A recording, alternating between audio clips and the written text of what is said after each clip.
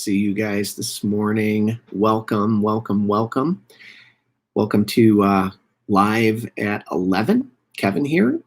It's June 12th, and I got the window open. It's a beautiful day, and just enjoying this, just kind of the glory of God's creation today.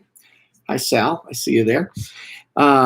So just checking in with you guys. Want to see how you're doing. How has your week been? It's been just a crazy few weeks. It's been a crazy few months, hasn't it? Life is just so up in the air, so different for us right now, and I get that. And I, Molly and I pray for you guys and care for you. And never before has it been so important for us to be able to be self-feeders, to be able to dig into the Bible for guidance, because we don't have the same voices there speaking to us over a cup of coffee. It's never been so important to have an ongoing conversation with God and in prayer, because we don't have those helps that have kind of pushed us along, and we don't have as many people praying for us as we used to.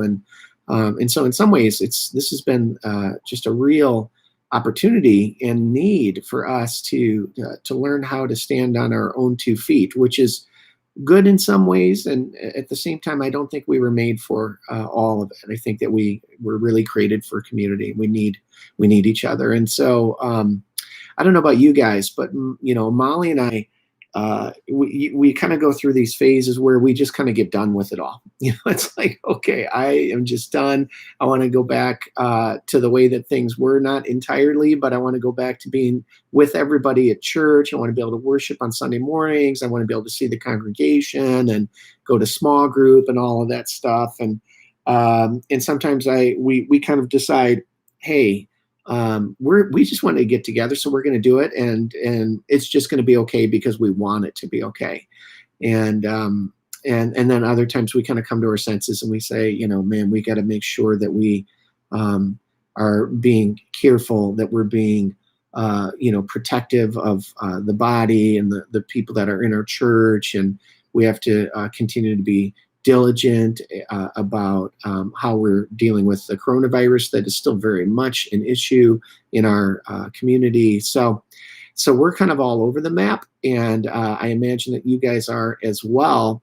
And the trick is to learn how to be patient and to learn how to be faithful each and every day. And so I wanted to do 2 things with us today.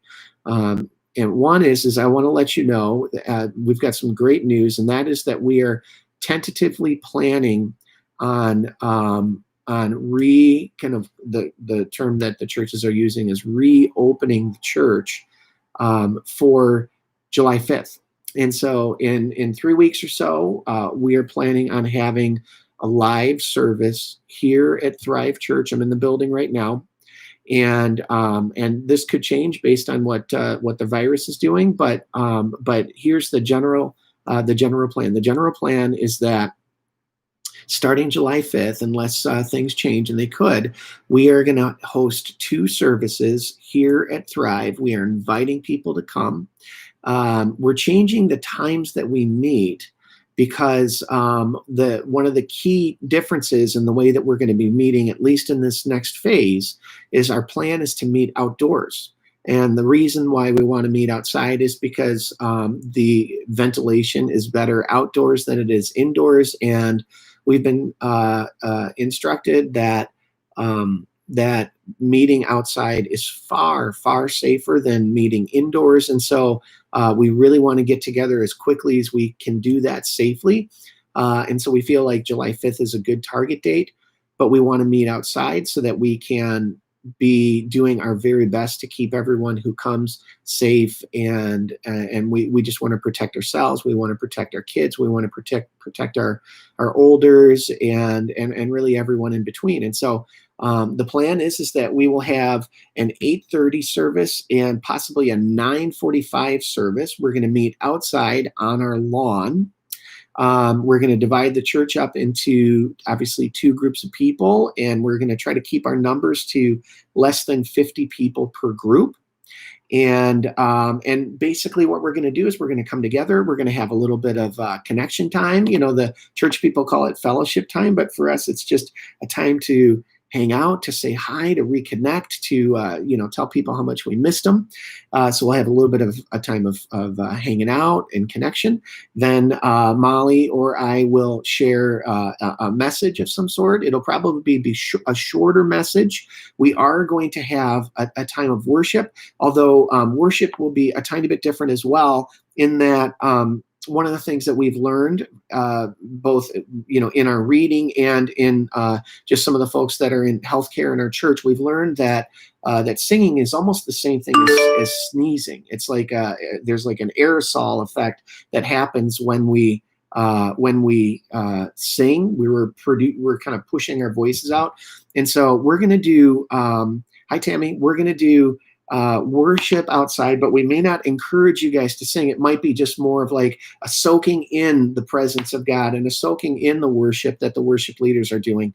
And so we'll have a time of worship. We're going to have a message time. And then at the end of the service, you will have an opportunity to either pray for someone or to receive prayer socially distanced. We're going to do that in a safe way. And so that is the plan. We really, really want to encourage you guys to join us for one of those services. More details will be coming for sure. We want to strongly, strongly urge you to not come to church if you or any member of your family is feeling even a tiny bit unwell. Again, because we're trying to just do the best that we can. We will have masks on site. We would encourage you to bring your own masks, to bring your own drinks. We're not going to be serving food or anything like that. I think we're going to probably end up encouraging you to bring your own lawn chairs, and maybe an umbrella to keep the sun out of your eyes and things like that. So we'll figure this thing out. But we're excited to come back together again. We know that God just moves so powerfully when we get into each other's presence, and so we're going to do that. As we approach this time, there are so many different things to figure out. We have never obviously had to do this before. Molly and I and our leadership team, we've never had to do ministry in the midst of a global crisis, a global health crisis.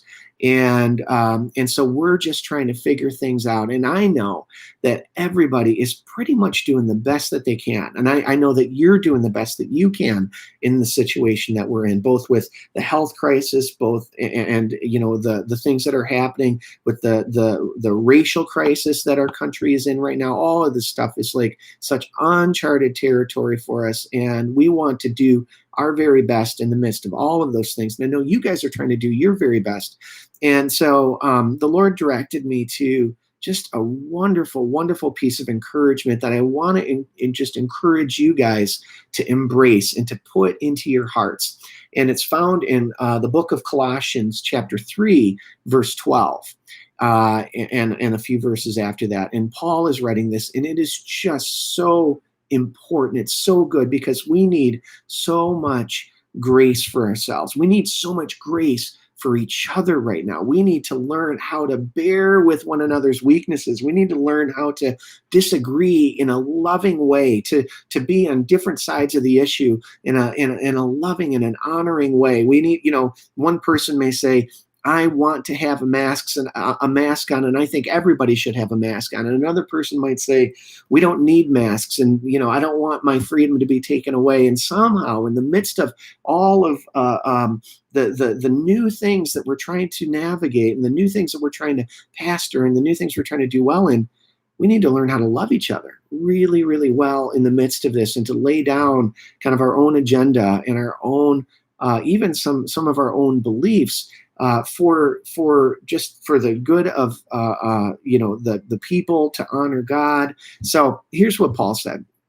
He said, therefore, as God's chosen people, that's you and me, holy and dearly loved, we are so loved by God. He said, clothe yourselves with compassion, with kindness, with humility, gentleness, and patience. Let me read that again. Therefore, as God's chosen people, holy and dearly loved, and you are dearly loved, church.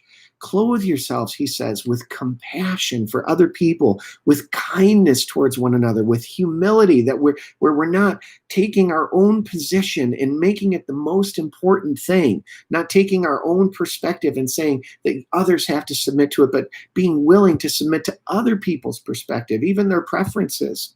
So he says, clothe yourselves with compassion and kindness and humility. Be gentle and patient with one another, and be gentle and patient with yourselves when we kind of mess up. And he goes on to say this, bear with one another and forgive one another if you have any grievance against anyone. In other words, if anyone has offended you, if anyone has perplexed you, if they have done you wrong, Paul says to forgive each other if you have a grievance against one another. Bear with each other. Forgive, he says, in fact, as the Lord forgave. And how did Jesus forgive us? He forgave us when we didn't deserve his forgiveness. He forgave us with such completeness that he laid his life down. Not only did he suffer the insult or the rebellion or the rebuke or anything else, but he suffered completely. He gave himself up for our brokenness to the end of his very life. And Paul says that we need to forgive each other when others grieve us in the same way that Jesus forgave us, completely laying down our own lives, bearing all of their burdens. Forgive as the Lord forgave you. And over all of these virtues, these amazing things, put on love, Paul says, which binds them all together in perfect unity. And so this is going to be so critical for us as we move forward as a church. We need to be able to bear with one another, to forgive each other when someone has grieved us, when someone has perplexed us, when someone has offended us. We need to be able to lay down our personal agenda and our personal perspective for the glory of God, for the good of the church. We need to learn how to submit to one another and even to submit to us leaders as we're doing the very best that we can. And above all of these things, we need to be just in love. And when I say in love, what I mean is surrounded by love, cloaked in love, clothed in love, saturated in the love of God, the kindness of God, the mercy of God. And we need to be pouring that out as we begin to walk into the next steps for our church. And church, this is, the stuff that Paul's talking about in Colossians. It is so helpful. It is so powerful if you just release this type of love into your home environment. If you have a spouse, that you would pour it onto your spouse. If you have kids, if you have people at work, that you're rubbing shoulders with, not literally, hopefully, but man, this is such an important principle.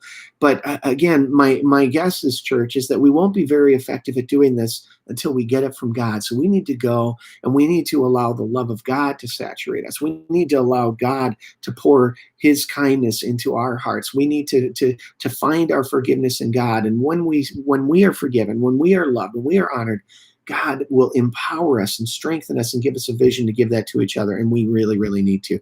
So July 5th, we're coming back together as a church unless something changes with coronavirus or our state guidelines. We'll have a 8:30 and a 9:45 service. As far as we can tell right now, we're going to be outdoors and we're going to just have an amazing time. So we're excited to see you. We miss you so greatly.